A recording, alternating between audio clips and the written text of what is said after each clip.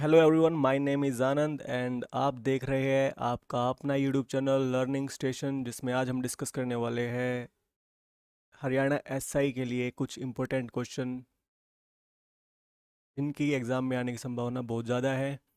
तो हम कुछ क्वेश्चन डिस्कस करेंगे। वीडियो को एंड तक देखना ताकि आपको कोई भी कंसेप्ट, कोई भी टॉपिक आपसे मिस ना हो। चलते हैं हमारे फर्स्ट क्वेश्चन की तरफ। When price of a sugar is increased by 25%, how much consumption should be reduced so that there is no change in expenditure? Question में बोला है कि जो शुगर का जो रेट है, जो चीनी का जो रेट है वो 25% बढ़ जाता है, तो हमें कंजम्पशन को कितना कम किया जाए कि हमारा जो खर्च है, जो हमारा एक्सपेंडिचर है, उसमें कोई चेंज ना हो, उसमें कोई बदलाव ना आए। तो जैसे कि इसमें बोला है कि 25% इंक्रीज हो गया है रेट।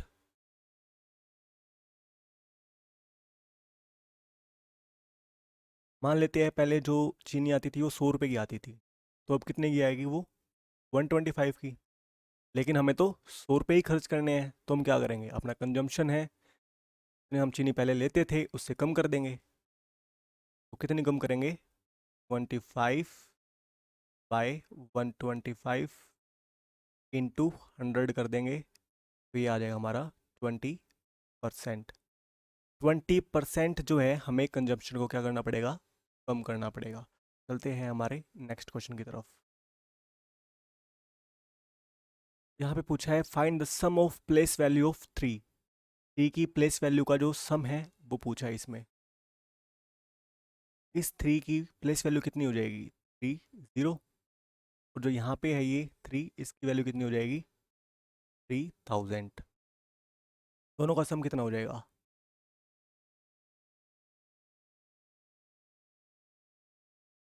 3030, मतलब 3030 आंसर। चलते हैं नेक्स्ट क्वेश्चन पे। अच्छा, इससे अलग एक क्वेश्चन और बन सकता है। आपसे पूछ सकता है कि जो थ्री की जो फेस वैल्यू है वो क्या कितनी होगी? तो थ्री की फेस वैल्यू थ्री ही होती है। थ्री की फेस वैल्यू क्या होगी? थ्री ही होगी।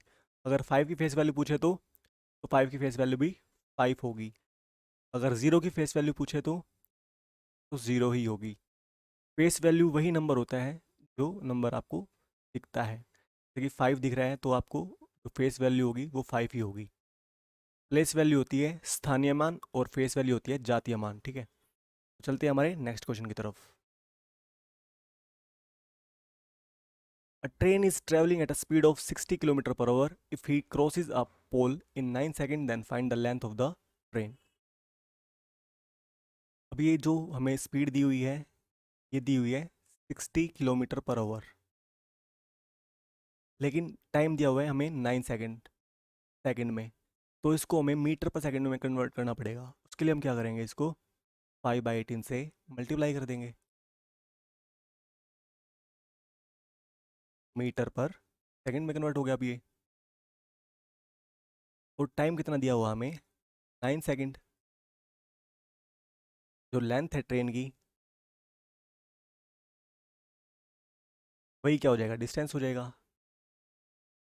डिस्टेंस इज इक्वल टू कितना हो जाएगा? Speed into time. स्पीड कितनी है? 60 इंटू 5/18। 5/18 इंटू 9। 9 से ये 2 पे जाएगा, और 60 को जब 2 से डिवाइड करेंगे तो ये आ जाएगा 30। 35 से हो जाता है 150 मीटर। तो लेंथ है ट्रेन की वो कितनी आ गई हमारे पास? 150 मीटर आंसर। चलते हैं नेक्स्ट क्वेश्चन पे। I have some sweets to distribute. If I put two or three or four sweets in a packet, then it leaves a sweet. I put five sweets in a packet, then there is no sweets left. Find the minimum number of sweets that I has packed and distribute. Question में बोला है कि हमारे पास कुछ मिठाइयाँ हैं।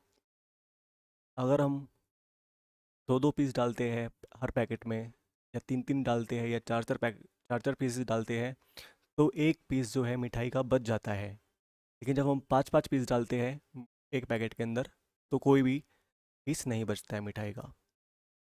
ये देखो, जब हम 5 पीस डालते हैं पैकेट्स में, तो एक भी पीस नहीं बच रहा है। इसका मतलब क्या हुआ कि जो भी मिनिमम नंबर ऑफ स्वीट्स होंगे वो 5 का मल्टीपल होगा। जितनी भी मिठाइयाँ होगी वो 5 का मल्टीपल होगा ना, क्योंकि वो 5 में कंप्लीटली डिवाइड हो रहा है। तो ऑप्शन में आओ अब।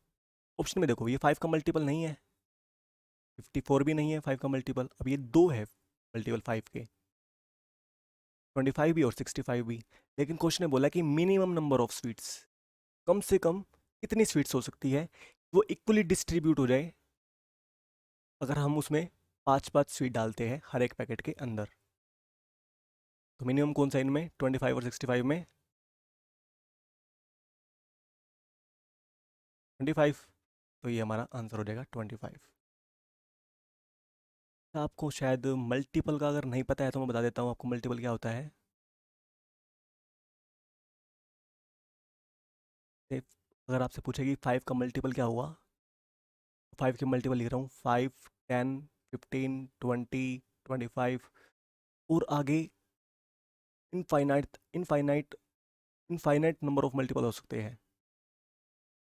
मतलब 5 के जितने भी नंबर मल्टीपल है, जैसे 5, 10, 15, 20, 25, 30, 35, 40, 45, 50, आगे बहुत आगे तक जा सकते हैं। And so on infinite number of multiples हो सकते हैं 5 के। कोई सीमा नहीं होती 5 के मल्टीपल्स की, किसी भी नंबर की मल्टीपल्स की कोई सीमा नहीं होती, ठीक है। तो चलते हैं हमारे next question.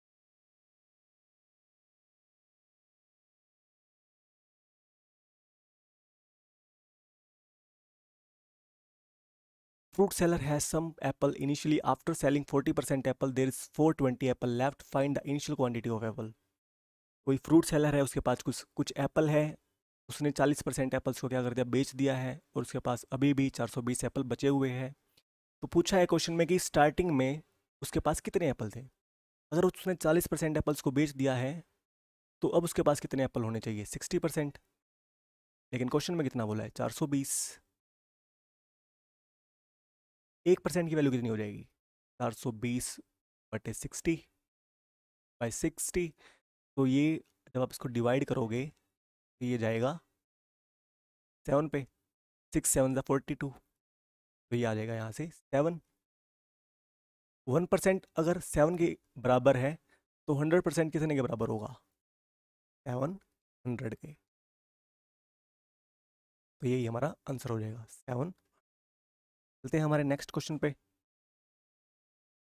Speed of a boat in still water is 13 km/h. If the speed of the current is 4 km/h, find the time taken by the boat to cover 68 km in a direction. इस question को करने से पहले हमें 4 बातों का पता होना चाहिए। ये जो स्टिल वाटर है, स्टिल वाटर का मतलब होता है शांत जल, रुका हुआ पानी।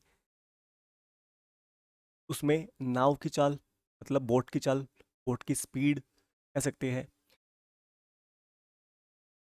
उसके बाद होता है कि जो स्ट्रीम है, स्ट्रीम मतलब धारा की चाल, उसकी स्पीड कितनी है, स्ट्रीम।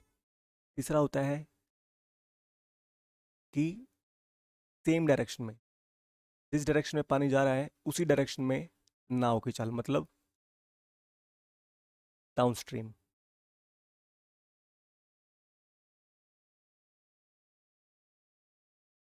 जब नाव पानी के बहाव की डायरेक्शन में जा रही है तो वो चलती है डाउन स्ट्रीम में। अगर वो अपोजिट में चलेगी तो अपस्ट्रीम को बोलते हैं, अपस्ट्रीम। मान लेते हैं स्टिल वाटर में, शांत जल में नाव की जो चाल है वो कितनी है, स्पीड कितनी है उसकी, एक्स। चाल मतलब स्पीड। स्ट्रीम जो धारा की चाल है वो कितनी है, वाई है। तो धारा के साथ नाव की चाल कितनी हो जाएगी, एक्स प्लस वाई, ठीक है। और अपस्ट्रीम में कितनी हो जाएगी, एक्स माइनस वाई। आपको ये बातें पता होना चाहिए। 4 बातें हैं जो हमें पता होना चाहिए बोट एंड स्ट्रीम के क्वेश्चंस को करने के लिए। जैसे यहाँ पे हमें दिया हुआ है, स्टिल वाटर में नाव की चाल दी हुई है 13 km/h, और धारा की चाल दी हुई है कितनी, 4 km/h। तो धारा के साथ में कितनी चाल हो जाएगी, ऐड करना पड़ेगा 13 13 + 4 17, 17 किलोमीटर पर आवर। क्या हो जाएगा? 17 kilometre per hour. 17 kilometre per hour, ये हमारे पास क्या आ गई है? स्पीड आ गई है डाउन स्ट्रीम में। और जाना कितना है उसको? 68 किलोमीटर जाना है, तो उसको कितना टाइम लग जाएगा? टाइम इक्वल टू होता है डिस्टेंस बाय स्पीड। डिस्टेंस कितना है? 68 किलोमीटर। स्पीड कितनी है? 17। तो यहाँ से आ जाएगा हमारा 4 आवर। चलते हैं नेक्स्ट क्वेश्चन पे। LCM of two number is 48 and the ratio is 2:3। The sum of these two numbers। तो जब रेशियो दिया हुआ होता है हमें, और उसका सम पूछा है, तो हम क्या करेंगे? इन दोनों का सम निकालते हैं। 2 + 3 का सम कितना होगा? 5 होगा। अब जो भी सम होगा इन दोनों नंबर्स का, वो क्या होगा? 5 का मल्टीपल होगा। तो आप चेक करते हैं ऑप्शंस में, तो ये 5 का मल्टीपल नहीं है, ये भी नहीं है, और ये भी नहीं है। 40 होता है 5 का मल्टीपल, क्योंकि 5 8 ज़ा 40 होता है। ठीक है, ये 5 का मल्टीपल आपको दिख गया 40 है। आपको पूरा क्वेश्चन सॉल्व करने की कोई ज़रूरत नहीं है, यहाँ पे कोई फार्मूला लगाने की आपको कोई ज़रूरत नहीं है। एलसीएम इंटू, वैसे फार्मूला बता देता हूँ क्या होता है इसका। LCM into HCF equal to होता है फर्स्ट नंबर इंटू में सेकंड नंबर। ये एलसीएम एचसीएफ का फार्मूला होता है। अगर हम फार्मूले से करेंगे इसको, कैसे करेंगे देखो। एलसीएम दिया हुआ हमें 48, एचसीएफ मान लेते हैं एक्स। फर्स्ट नंबर कितना है? 2, तो ये हो जाएगा 2x। वाई ये सेकेंड नंबर क्या है? 3x। दोनों को मल्टीप्लाई करेंगे। अब एक एक्स से एक एक्स कट जाएगा, 2 से जाएगा ये 24 पे,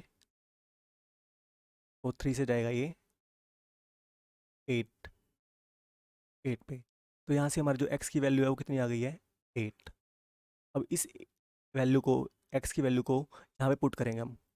2 8 ज़ा 16 और 8 3 ज़ा 24। तो इन दोनों को ऐड करोगे तो आपके पास आ जाएगा 40। पर जैसे आपको ऑप्शन दिए हुए हैं, इसमें आपको इतना काम करने की ज़रूरत नहीं थी, ये आपको करना ही नहीं है। ठीक है, डायरेक्ट आप इस क्वेश्चन कर सकते थे 5 का मल्टीपल देख के, क्योंकि जो भी आंसर होगा वो 5 का मल्टीपल होगा इसके अकॉर्डिंग। चलते हैं हमारे नेक्स्ट क्वेश्चन पे। The flower in a basket become double it's number in every minutes. If this basket full in an hour, then how many minutes it will take to fill the 1/32 part of the basket। Question में बोला है कि कोई टोकरी है, उसके अंदर कुछ फ्लावर है, और हर एक मिनट में वो फ्लावर डबल हो जाते हैं अपना नंबर से। तो मान लेते हैं पहले उसके पास एक फ्लावर था, तो बाद में कितने हो गए? 1 मिनट के बाद 2, अगली मिनट में 4, 4 के बाद 8, फिर 16, फिर 32, फिर 64, ऐसे बढ़ते जा रहे हैं। और 1 घंटे में, मतलब 60 मिनट में, वो टोकरी पूरे फ्लावर से भर जाती है, कम्प्लीटली फिल हो जाती है। इसका मतलब क्या हुआ? इस 60 मिनट में वो टोकरी फुल हो गई है, मतलब फुल भर गई है। तो 59 मिनट पे क्या होगा? ये आधी होगी वो। और 58 मिनट पे 1/2 की भी आधी होगी, 1/4। फिर 7 मिनट पे ये भी 1/8। ऐसे ही 56 मिनट पे 1/16, और 55 मिनट पे हो जाएगी 1/32। ठीक है, और क्वेश्चन में हमसे यही पूछा था कि 1/32 कितनी देर में, कितने मिनट्स में फिल हो जाएगा टोकरी का। तो ये हो जाएगा 55 मिनट्स में। आ गया 55 मिनट्स। चलते हैं हमारे नेक्स्ट क्वेश्चन पे। अभी कुछ रीजनिंग के क्वेश्चन आ गए हैं, इनको भी देख लेते हैं एक बार। सबसे पहले हम इनका नंबर लिखते हैं। जी की वैल्यू होती है 7, वैल्यू होती है 24, जे की वैल्यू होती है 10, बी की वैल्यू होती है 22, 13, 20, 19, 16। आपको ये वैल्यूज़ का पता होना चाहिए, ए से लेके जेड तक की वैल्यू का। अब चलते हैं हमारे क्वेश्चन पे। कैसे, क्या बोला है क्वेश्चन में? 7 से अगर हम जे पे जाते हैं, तो +3 ऐड हो रहे हैं इसमें। जे से हम जा रहे हैं एम पे, तो फिर +3 ऐड हो रहे हैं, तो आगे भी +3 ऐड होंगे। कितना होना चाहिए यहाँ पे 16। 16 के लिए क्या यूज़ होता है p। ठीक है, अब नेक्स्ट पे आओ। 2। 2 के बाद देखो क्या आ रहा है 4।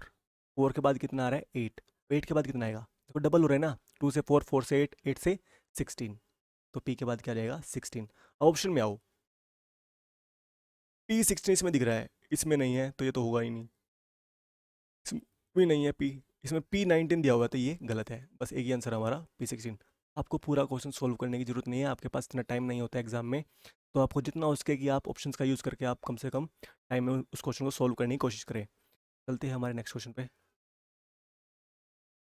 ये ज्योग्राफी दिया हुआ है, इसकी मिरर इमेज निकालनी है हमें। क्या होगी मिरर इमेज?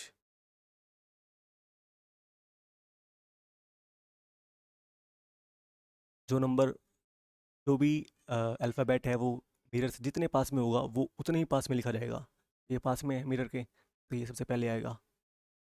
एच सेम रहेगा, पी चेंज हो जाएगा, ऐसा हो जाएगा, 9 बन जाएगा पी का। ए सेम रहेगा और आर चेंज हो जाएगा, ऐसे हो जाएगा।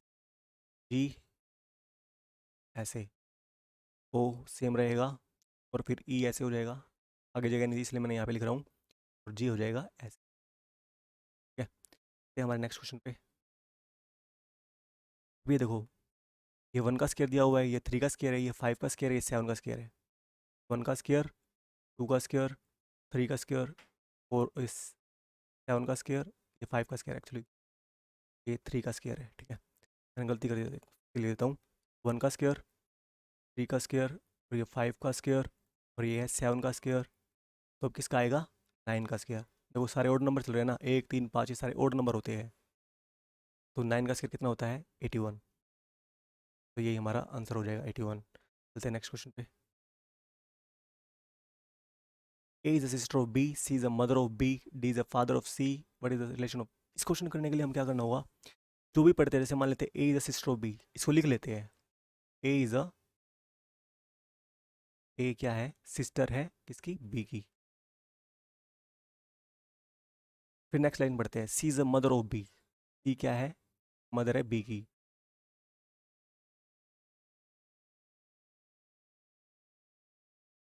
And D is a father of C, जो D है वो फादर है। तो मैंने फादर के लिए प्लस का निशान यूज़ करा है और मदर के लिए माइनस का और सिस्टर के लिए भी माइनस का। जब ब्रदर सिस्टर के बीच में रिलेशन दिखाना है तो उसके लिए हम ऐसा सिंबल यूज़ करेंगे। और सन और मदर के बीच में रिलेशन दिखाना है या फादर के बीच में रिलेशन दिखाना है तो ऐसे दिखाएंगे। ठीक है, या डॉटर या फादर के बीच में रिलेशन दिखाना है तो ऐसे इस सिंबल से दिखाएंगे। अब क्वेश्चन ने पूछा है कि जो ए है वो डी का क्या लगता है। अगर ये मतलब क्या है क्वेश्चन में, जो आपकी मम्मी है, जो ए की मम्मी है और उनके जो पापा है मम्मी के, तो वो ए के क्या लगेंगे। मतलब ए उनका क्या लगेगा, मतलब जो डी है वो क्या हो जाएगा नाना हो जाएगा। तो ए क्या हो जाएगा नाना का, नातिन हो जाएगा। तो इसकी हो जाएगा इसका आंसर नातिन। ये है हमारे नेक्स्ट पे। अब ये देखो क्वेश्चन में दिया हुआ है पी ग्रेटर देन है क्यू से और आर ग्रेटर देन है जीरो से, आर लेस देन है जीरो से। अगर आर लेस देन है जीरो से तो ये वैल्यू होगी नेगेटिव में होगी, आर की वैल्यू क्या होगी नेगेटिव होगी। और एक बात हमेशा याद रखना, जब जब भी हम किसी बड़े नंबर को, मान लेते हैं यहाँ पे कोई बड़ा नंबर है, मान लेते हैं 32 है, इसको हम -1 से मल्टीप्लाई करते हैं तो ये कितना हो जाएगा -32। और जब हम छोटे नंबर से मल्टीप्लाई करते हैं, किसी मान लेते हैं 2 की मल्टीप्लाई करते हैं -1 से, तो ये कितना हो जाएगा -2। 2 की मल्टीप्लाई हमने -1 के साथ की तो ये नंबर -2 हो गया, और 32 की मल्टीप्लाई -1 के साथ की तो ये -32 हो गया। अब इन दोनों में देखो कौन सा बड़ा है, ये -2 बड़ा होता है और -32 छोटा होता है। इसका मतलब क्या हुआ कि जब हम किसी बड़े नंबर को नेगेटिव नंबर के साथ में मल्टीप्लाई करते हैं तो वो क्या हो जाता है स्मॉल हो जाता है, छोटा हो जाता है। और जब हम छोटे नंबर को मल्टीप्लाई करते हैं नेगेटिव नंबर से तो वो क्या हो जाता है बड़ा हो जाता है, लार्ज। ठीक है, तो इसी के बेसिस पे ये क्वेश्चन है।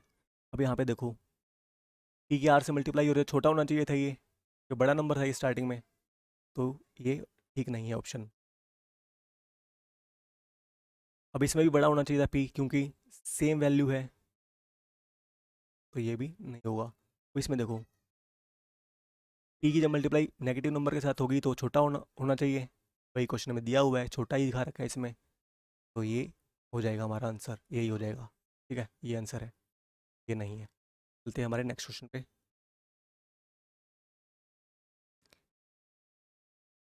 इसमें देखो आप, अल्टरनेट के साथ रिलेशन दिया हुआ है। इसमें देखो, 2 + 2 क्या, 4 हो गया, 4 में फिर 2 ऐड किया तो 6, 6 में फिर 2 ऐड किया तो 8, मतलब दो दो ऐड करते जा रहे हैं अल्टरनेट पे।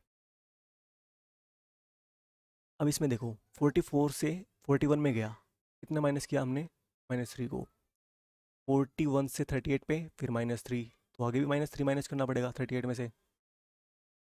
38 में से -3 माइनस करेंगे कितना आ जाएगा, 35, तो यही हमारा आंसर हो जाएगा, 35 आंसर। चलते हैं नेक्स्ट क्वेश्चन पे।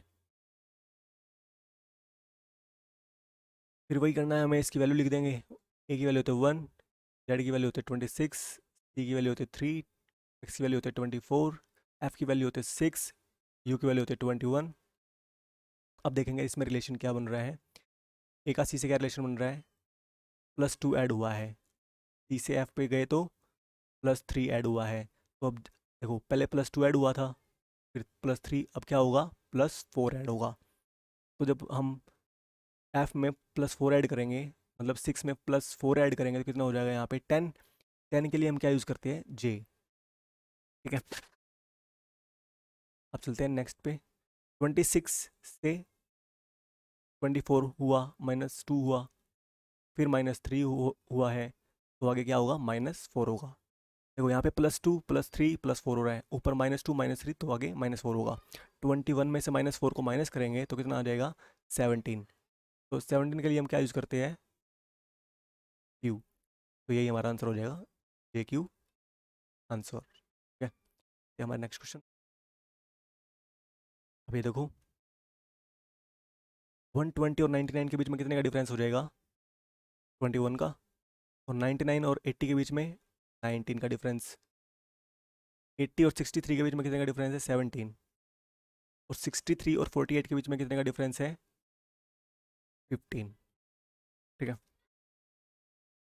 देखो कैसे कर रखा है, 21 19 17, ये माइनस होते जा रहे हैं इसमें से। 120 में से -21 किया तो 99 आ गया, 99 में से 19 माइनस किया तो 80 आ गया, 80 में से -17 माइनस किया तो 63 आ गया, 63 में से -15 किया तो 48। अब 48 में से हमें क्या माइनस करना पड़ेगा, -13, तो कितना आ जाएगा, 35। तो यही हमारा आंसर हो जाएगा। नेक्स्ट क्वेश्चन पे। अब ये देखो, ये रिलेशन दिया हुआ है ऐसे 3 6 8 56 10 19 2 2, तो यहाँ पे क्या आएगा, क्वेश्चन ने पूछा ये यहाँ पे क्या आएगा। तो ये देखो, 3 को हम अगर 2 से मल्टीप्लाई कर देंगे 6 आ जाएगा, 8 को 7 से मल्टीप्लाई कर देंगे तो 56 आ जाएगा, 10 को 9 से मल्टीप्लाई कर देंगे तो 90 आ जाएगा, 2 को 1 से मल्टीप्लाई कर देंगे तो 2 आ जाएगा। क्या हुआ इसमें देखो, 3 से एक कम होता है 2, तो मल्टीप्लाई करके नीचे लिख दिया। 8 से एक कम होता है 7, मल्टीप्लाई करके नीचे लिख दिया। 10 से एक कम होता है 9, मल्टीप्लाई करके 90 नीचे लिख दिया। ऐसे ही यहाँ पे हमें कौन सा नंबर ले कि 20 आ जाए, तो यहाँ पे हमें लेना पड़ेगा 5। और इससे एक कम होता है 4, 5 4 20, तो मतलब ये जो है 5 क्या हो जाएगा हमारा, हो जाएगा। नेक्स्ट क्वेश्चन पे। Thanks for watching my video. अगर आपको वीडियो पसंद आ रही है तो आप इसको लाइक कर सकते हैं, कमेंट कर सकते हैं और शेयर कर सकते हैं। जिन भी बच्चों का एग्ज़ाम है हरियाणा एसआई का,